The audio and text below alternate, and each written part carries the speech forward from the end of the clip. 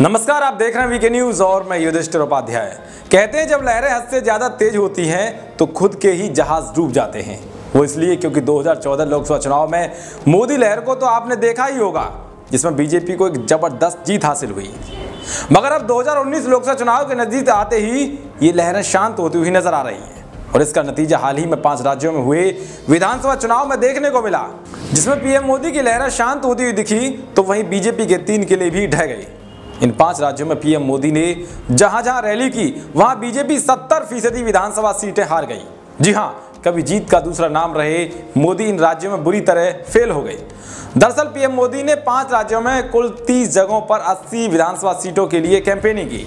इनमें से बीजेपी को 32 सीटों पर जीत हासिल हुई, जबकि 57 सीटों पर बीजेपी हार गई।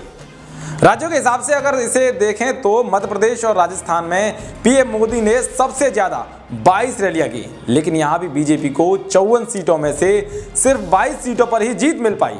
यानी कि मध्य प्रदेश में जहां जहां पीएम मोदी ने रैली की वहां बीजेपी को केवल 42.4% सीटों पर ही जीत मिल सकी।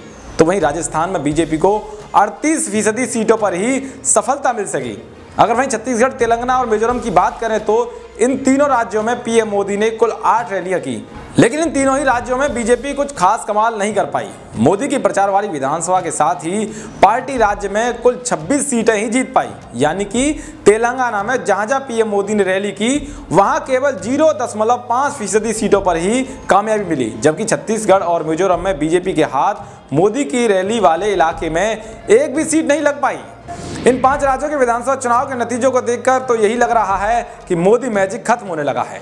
आपको क्या लगता है कि मोदी लहर ठंडी पड़ रही है और इन राज्यों के नतीजों का लोकसभा चुनाव पर भी कोई असर पड़ेगा? खबर पर आपकी क्या राय है, कमेंट बॉक्स में जरूर बताएं। ऐसे ही तमाम तरह की खबरों का अपडेट तुरंत पाने के लिए देखते रहिए वीके न्यूज। शुक्रिया।